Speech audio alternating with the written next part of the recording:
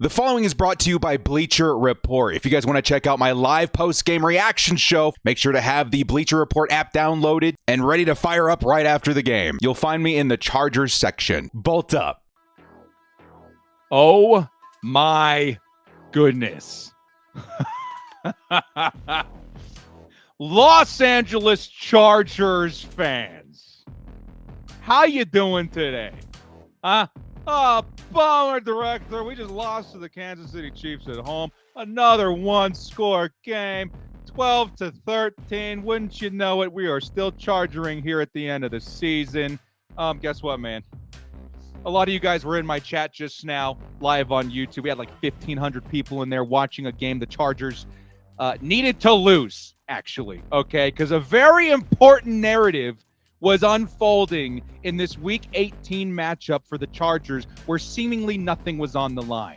The Chargers were playing up against a Kansas City Chiefs team that was resting their starters. We were whooping them up and down the field, especially on defense. It looked like the Chargers were going to win this game, yet all of us were sweating in the fourth quarter, hoping the Bolts, secretly, hoping the Bolts drop the ball on this one. And lo and behold, for the first time in my life, man, the Chargers chargered when I needed them to charger, which means that they lost at the last second when we really needed that to go down, dude. It was one of the most important things this offseason, or I should say for this offseason, that the Chargers could have accomplished within the last couple of minutes of that game. Now, for those of you wondering why, well, of course, we're talking about draft position. The Chargers, and a lot of games this week, would have determined the Chargers draft position for 2022.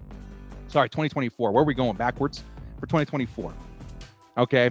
At the point of starting this game, the Chargers owned, I think, the 6th pick in the NFL draft. Mind you, that's not a bad pick. All right. That's a pretty decent pick going into next year as you're looking to turn a chapter in terms of your team in 2024. There's a lot that's about to change. Okay. We needed as much ammunition as possible. But with a certain amount of help, the Chargers had a shot at a top 5 pick, okay? And that help came from, number one, the Chargers needing to lose, but also needing the New York Giants to win and the Arizona Cardinals. If the Arizona Cardinals won, then the Chargers would right now be holding the number 4 pick, which tragically, the Cardinals missed 2 field goals, either one of which would have been enough to win that game. But that was more of a cherry on top, okay? That was a bonus, right? If we got number 4, that would have been like, of course, that's even better. But at pick number 5, that's really good, man, because, of course, New York goes out there and puts the whooping on this Philadelphia Eagles team that looks completely What's going on with the Eagles, man? What's going on in Philadelphia? What are they putting in the water? Eagles went from a huge team to a pretty big disappointment all of a sudden. Of course, I heard that there was probably injury concerns with A.J. Brown and Hurts. I think it was even trailing in terms of them losing that game before that happened. Either way, the Giants shocked the world and put the Chargers in position to jump them for the number 5 pick. It took all the way until the end of the fourth quarter where Easton Stick would turn it over on downs with an incomplete pass, where the Chargers finally would end up losing that game. Chiefs kneel it out, and we end up with the number 5 pick overall. This is massive. This is big, dudes. And it's weird. What a weird week. What a weird thing to be streaming right now on Bleacher Report of all platforms. Yes, the Chargers lost this game. Every time the Chiefs would do something big, that huge fumble at the beginning of the game that was returned all the way for a touchdown, we kind of turned around in our chair and went, oh no. The Chargers have done it again. They've gone and charged a touchdown opportunity. And that's such a big aspect of this game. If you guys don't remember, if you weren't watching the game, first quarter, Chargers offense looking nice, okay? We'll talk a little bit more about that, but Kellen Moore doing a good job, okay, to close out the season. Great drive by the Chargers. I think it's a 1st and goal opportunity, something like that. They're getting ready to score, right? And here comes Easton Stick, fumbles the football. It's picked up by a Chief and returned all the way to the house for a touchdown. Chargers would have been up 7-0. Instead, they start against the scoreboard 7-0. Chiefs 7, Chargers 0. And I don't know if without that play, we end up losing this game. Because outside of that, the Chargers behind Cameron Dicker were looking like they were going to win it. The offense looked good enough to get into field goal range. Sure, they weren't able to punch it in, but all you really needed were field goals in this one, and it almost turned out to be the case. Now, of course, the Chargers holding pick number 6, sure, we would have been happy with that. But a win here in this game could have resulted, and I can't confirm this, I'm not a draft position guru or anything, but it looked as if the Chargers, if they had won this game, could have gotten pushed to pick number 7, which again, good pick, but doesn't carry near as much impact as pick number 5 in the draft. I can't believe that, man. Now, of course, a lot of people disappointed in the Arizona Cardinals for not sealing that one up. I'm telling you right now, guys, pick number 5 is huge. And I'll tell you what, it is even more significant in this season in particular. But before we get into some of those details, don't go anywhere because we're talking about coaching opportunities and stuff like Jim Harbaugh. Stay for the Jim Harbaugh, if anything. But we got to look at this real quick, okay? Just kind of do our dues on here because it is significant, okay? Kansas City Chiefs, Chargers, 13-12. It came all the way out to the last second. A couple of things to point out in terms of stats here. This doesn't really matter to me as much. Of course, they have their backups in here. A lot of these stats don't matter. The one thing I wanted to point out stat-wise from this game before we move on to the implications of the number 5 pick, the one thing is this guy, Easton Stick, okay? He went 28 for 47, did take 3 sacks, no touchdowns, but he was also running all over this team.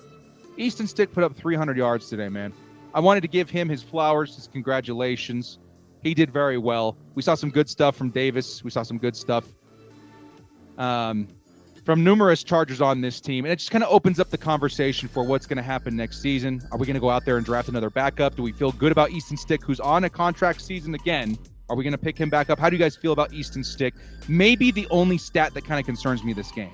The other ones that I'm kind of paying attention to a little bit. Now, granted, it came versus a backup team of the Kansas City Chiefs. They still had Chris Jones and Watson and guys in there, so let's not say it's a complete backup squad. It's not a preseason squad. But they did very well given the circumstances. The only other guys I'm kind of paying attention to, Quentin Johnston had a couple of moments in there that made me ask, why aren't we using him more in the screen game? Why aren't we using him more in these situations? He's much better here than just tossing him up on a go route, right? Got to pay attention to how we elevate him going forward. Austin Eckler, 10 for 11, 1.1 yards per carry. That's pitiful.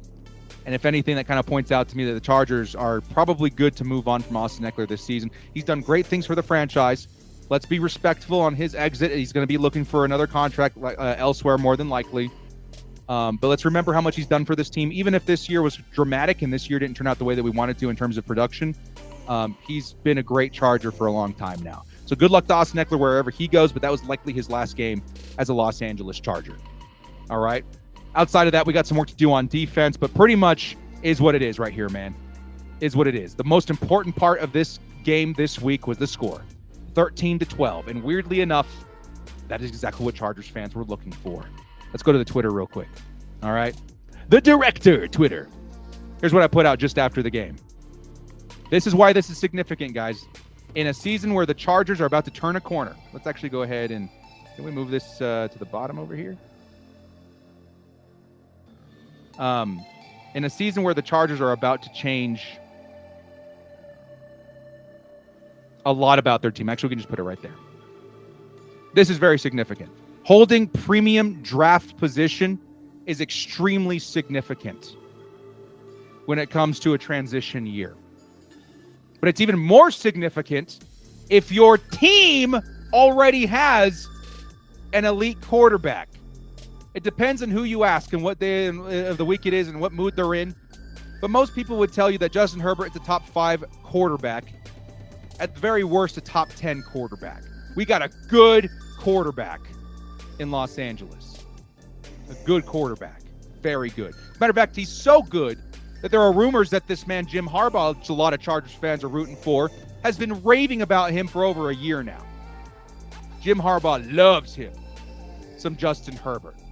Now, on top of that, going into this next season, the Chargers have a top 5 pick, a top 5 quarterback. Now, maybe Jim Harbaugh sprinting to Los Angeles. This is the beginning of one of the most significant turnovers in Charger history. As a Chargers fan for 15, 16 years, I can tell you it's been a rough ride. I've seen a lot of ups, I've seen a lot of downs, but I've also done my homework. I know a lot about the Chargers history. To prove it, I still have this from last stream sitting on here. I watch this all the time. The history of the San Diego Chargers, excuse me. There's been a couple of moments in this team's history that have been significant, and a couple of them revolve around coach hires. Coryell, probably the best Chargers coach in history, maybe likely forever. He changed the game of football.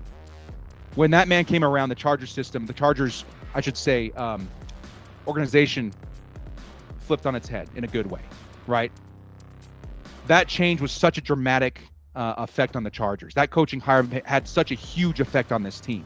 And then it happened again years later with a man by the name of Marty Schottenheimer. It's about to happen again, dudes. If I were a betting man right now, I would tell you that Jim Harbaugh is going to be a Los Angeles Charger in the upcoming week. Within a week, I would say. We're going to get news of that. And of course, they have to do their due diligence. They need to, interview multiple coaches before we can officially announce anything. But there is so much evidence pointing him to Los Angeles. And I think the biggest thing that points him here is certainly going to be the arsenal that he would have to work with, not just the quarterback. Of course, the quarterback's your biggest draw. To win in the NFL, you need a quarterback. You need really two things. You need a quarterback and a coach. Harbaugh would be the coach. He needs the quarterback. These other jobs that are available, or at least being rumored for, don't have anything even close to what Justin Herbert has to offer Jim Harbaugh. The other rumors that we're hearing are mainly revolving around the Raiders, who don't have a quarterback. Are they going to get a quarterback this season? Likely not, unless they trade the house to go up to, a top 5 pick and get a guy, which is still very unlikely. They don't really have much going on there. The only thing that's drawing him over there, or at least connecting some dots, or I think his wife's from there. He coached with the Raiders a long time ago, but guess what? He played for the Chargers. He's coached multiple times in California, right? There's a lot of connections, and he's got a good relationship with the Spanoses. And the Spanoses, from what we're hearing, all the rumors are saying that the Chargers desperately want to bring Spanos in, or desperately want to bring Harbaugh onto the Chargers. We just hadn't heard anything about Harbaugh. Now, all of a sudden, in the last week, we're hearing all sorts of things about how Harbaugh, tongue twister, wants to come to the Chargers. How insane is this, dudes? It's all kind of fitting together like a puzzle. Now, of course, the Chargers could charger at the last second, find some way to mess this up and not get Harbaugh over here. But this game today was significant in making the Harbaugh narrative happen. And again, it's because of this. It's because of this. Jim Harbaugh, looking at his options at head coach. Where do I want to go? I know I want to go to the NFL. My time with, college ball has been awesome. He's a superstar in Michigan, but there's some drama with the NCAA. We don't know what's going to happen. He knows what's going to happen. I think a lot of us feel that he's going to come to the NFL. Now he's looking at his options. Okay. Maybe, somebody said that the Eagles may fire Sirianni and go after Harbaugh. That could happen, right? That could happen. Maybe less likely. But the options that are open and available right now, because he's going to want to move on this quick. There's a lot of rumors swirling around that he's going to want to move on this quick. You got teams like Carolina, Washington, Chargers, Raiders. The only team that really offers you that quarterback solution is going to be the Chargers, the best quarterback solution. The Chargers, or a quarterback that we already know he loves. But a top 5 pick on top of that? Oh, Nelly! Oh, my God. Imagine what Harbaugh could do with this kind of firepower. Because, again, you're not just talking about bringing in Harbaugh, which would have already been a huge, significant effect on this team, just alone.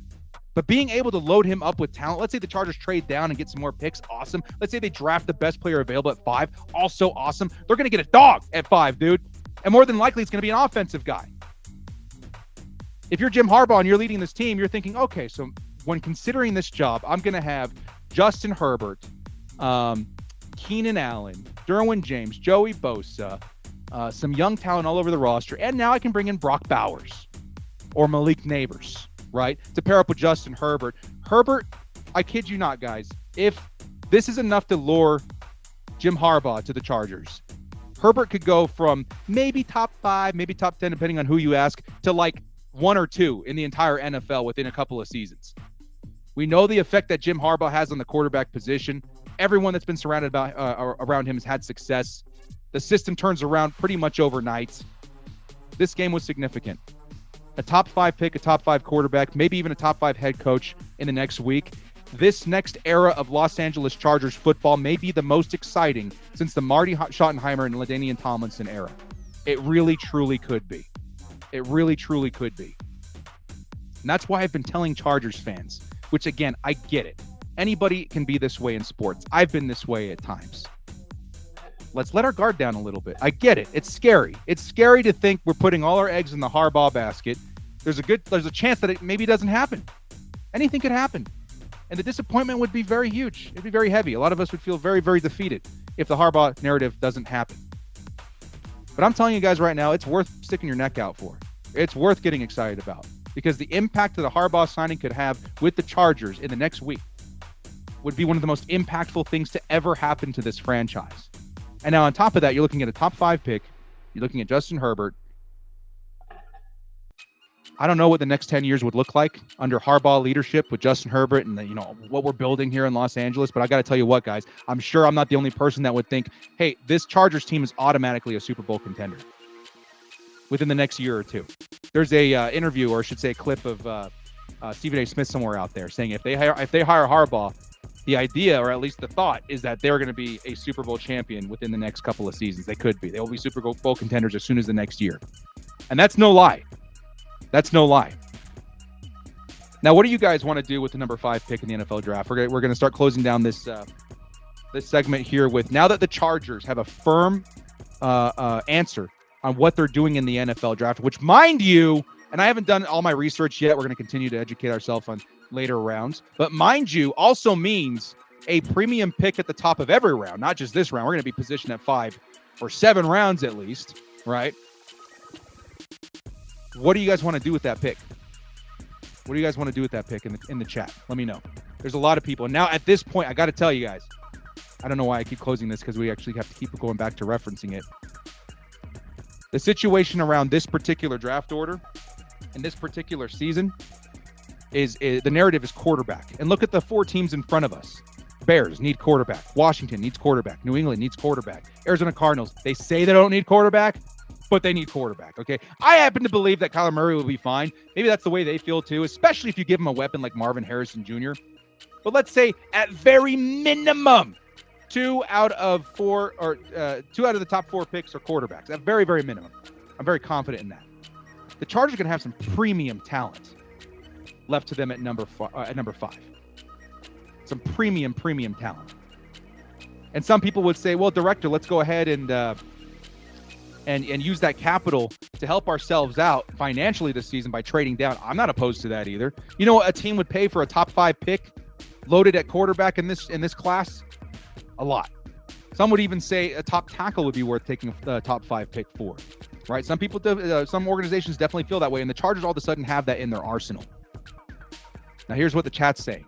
The chat wants Marvin Harrison Jr. Do I think Marvin Harrison Jr. is going to happen? Even at pick 5, I think the possibility of pick 5 and Marvin Harrison still being there, it's possible. I'd give it like a 5-10% chance.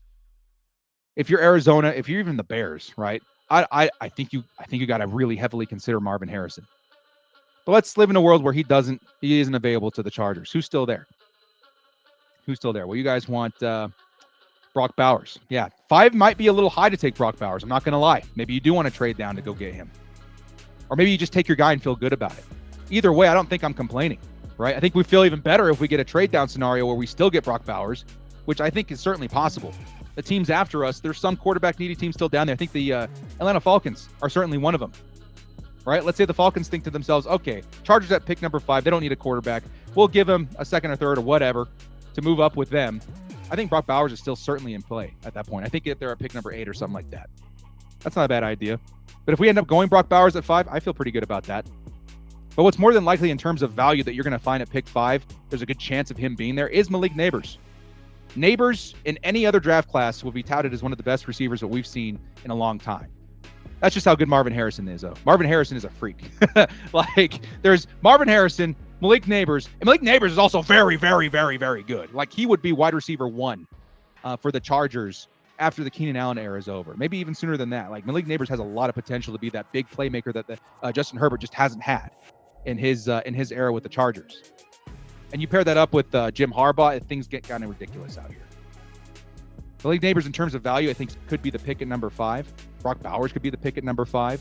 But then you start talking about what gets me excited too, because I haven't even started really looking into this, are the top picks in the next couple of rounds. I don't know where Powers Johnson's going to go, the center for Oregon. But I have to assume that he could be available in the top of the second round. Center's not the biggest position that gets drafted in the first. We need a center really bad, whether you guys know it or not. Unless Corey Linsley gets cleared, which I don't think is going to happen, and he comes back, center's actually a pretty big part of this team. We can get the best one in the draft because of where we're positioned. If we were pick number 7, 8, 9, whatever, probably lesser chance that happens. But because we're pick number 5, who knows? Who knows? Good question in the comments right now or in the chat. Do you think there's a chance we trade up for Marvin? How much would it cost? How much would it cost for the Chargers to trade up 1 or 2 spots in the top 5? It could be significant. It could be second, third, who knows? But honestly, if you're looking for the best impact player, I kind of would do it. Yeah, I think I would. If let's say the Bears go quarterback. Let's say the Washington Commanders go quarterback. And sitting there at New England, who's been talking with us, right? We've got a relationship with New England. Let's say they know Arizona's not going to go quarterback. And let's say that the new coach and GM out there want to make a splash their first season. And they say, okay, let's go for a trade down. And the Chargers say, hey, Marvin Harrison's still there. We want him. Here's a second or third round or whatever we got to give up to go get Marvin Harrison. And then New England gets picks in return. I would consider it. I really would. Because Marvin Harrison Jr. with Justin Herbert is actually kind of stupid to even think about. That pairing would instantly become maybe one of the best that we've ever seen with the Chargers. The potential for it in the future would be one of the best we've ever seen with the Chargers. That would be absolutely insane. Absolutely insane. So, yes, I think there's a scenario in which that is possible. I would have to go look at the draft capital trade chart. There's a value chart for all the picks out there. We have to see what would make sense, how much we're willing to give up. Because if it's another first, then maybe I'm a little less inclined to do that.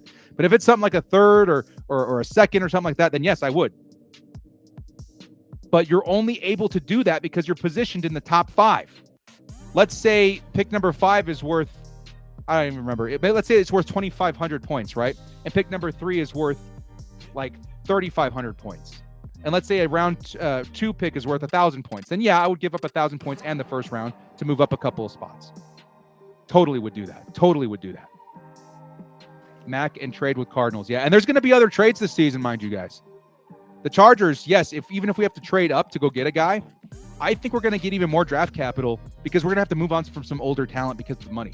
Money situation is going to force that to happen anyway, right? I think Khalil Mack, who got another sack this week, just played his way up to a nice return in terms of a trade.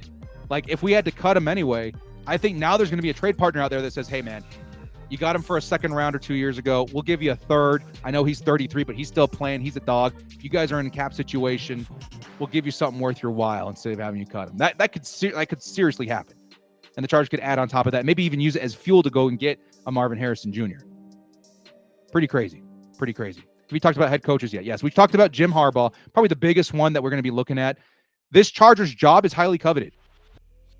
I guarantee you, guys like Ben Johnson out there, he's got the Chargers circled at the top of his list. That's who he wants. He wants Justin Herbert. He wants a top 5 pick. That's who he wants. If the Chargers want Ben Johnson, I think they get him. If the Chargers want Bill Belichick, which we're hearing that's less likely right now, I think they're going to get him.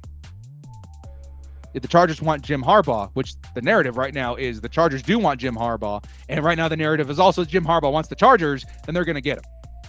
That's how good this job is. As a matter of fact, I've heard that this job is so good that if you looked around, not just in the NFL, but in college, the Chargers is still the best job. Because longevity in the NFL when it comes to coaching is really hard to come by. This is one of the only, not sure bets, but very likely situation where if you do a good job, you stick around. And you got all the tools to do a really good job. I don't know, man. I don't know. It feels really, really good. Marvin Harrison Jr., Neighbors, Bowers, or I hope to trade down, get more draft capital. We're going to talk more about all of the situation. I think we may even have a show going over a little bit about this coming up on Bleacher Report, but certainly we're going to talk about it on YouTube. There's a lot of implications from this week.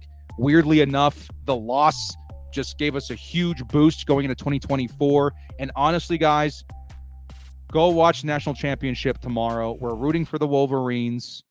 Jim Harbaugh goes out there and wins a national championship. I'm sure he's going to switch his attention over to Super Bowl, in which he lost to his brother several years back. I'm sure that's what he wants to do, unfinished business there. And if he ends up signing with the Chargers, I almost promise you, Chargers fans, I almost promise you that this next era of football is going to heavily revolve around a super team of the Los Angeles Chargers. It really could be. Jim Harbaugh makes that big of a difference. And we've seen this only a couple of times throughout history for the Chargers. Don Coryell and Marty Schottenheimer. It could happen again with Jim Harbaugh. So cross your fingers, Bowl fam. It's going to be a very busy week, a very big week, and it's one to pay close attention to. We can already start getting hyped about the draft. I'm probably going to go out and do some mock drafts tonight on my own to start getting prepared. But the head coach narrative, that's just around the corner. Tomorrow, we'll see what happens with the national championship. I would keep your ears peeled the next couple of days for significant news on Jim Harbaugh. We're going to have to go through the motions, jump through some hoops, interview multiple candidates as it is protocol in the NFL, but we'll have an answer. I'm guessing within a week. And it's going to be a pretty big answer, pretty big indicator on what's going to happen in 2024. A lot of us say Jim Harbaugh or bust. I'd be okay with Ben Johnson. A couple other candidates in there kind of intrigue me. But ultimately, if it's not one of those two, we'll have to wait and see what the future holds. But right now, my gut tells me that the Harbaugh thing is much more likely than a lot of us think. And a lot of us think it is very likely. Well, guys, thank you so much for joining me. This has been The Director. Congratulations to the Chargers on making what was a terrible season, probably the worst one I can remember as a fan, end on a high note. Even with the loss here, a top 5 pick, rumors around one of the best coaching hires in Chargers history around the corner. There's a lot to get excited about this offseason. It's going to be a fun ride, if anything, a very fun ride. Well, guys, we'll catch you next time. If you like what you saw here on Bleacher Report, hit us up with the follow. We'll see you next time. As always, bolt up, stay frosty, and let's go Chargers, man. Top 5 pick, top 5 quarterback, and maybe top 5 head coach incoming. Bolt up, baby.